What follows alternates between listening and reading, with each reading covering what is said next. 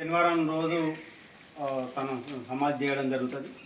అంటే ప్రపంచంలోనే చాలామంది మేధావుల్లో ప్రధానమంత్రుల్లో కూడా ముఖ్యంగా మన భారతదేశం ప్రధానమంత్రి కూడా పోపు గారి వద్దకు వెళ్ళి తన యొక్క ఆశీర్వాదం తీసుకోవడం జరిగింది. కులాలకు మతాలకు అతీతంగా భారత ప్రధాని బీజేపీ అయినా హిందుత్వ భావజాలం తీసుకున్న అయినా సరే పోపు గారు తనకి వెళ్ళి తన యొక్క ఆశీర్వాదం తీసుకున్నారు. అంటే అంత పెద్ద శక్తి సామర్థ్యం కలిగిన మహాపురుషుడు కాబట్టి మనం అందరం కూడా కులాలకు మతాలకు అతీతంగా చేయాల్సిన అవసరం ఉంది.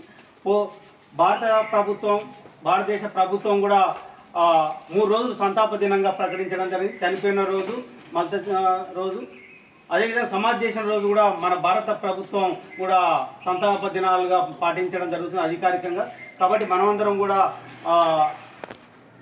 ఆ దిశలో ఉండాలనేది, మనం ఆ భావజాలంతో కలిసి ఉండాలనేది మీ అందరికీ కోరుకుంటూ, మనం ఈ కార్యక్రమం పిల్లలతో అందరం చేసేవాళ్ళం. స్టాఫ్ కూడా ఎందుకు 3:15కి ఎందుకు చేయడం జరిగిందంటే స్టాఫ్ అందరూ కూడా కలిసి ఉంటారనే ఉద్దేశంతో ఈ సమయాన్ని తీసుకోవడం జరిగింది. వచ్చిన మీ అందరికీ కూడా మరొకసారి హృదయపూర్వక ధన్యవాదాలు తెలియజేసుకుంటున్నాను. Thank you. ఒక గ్రూప్ ఫోటో దిగుదాం రే.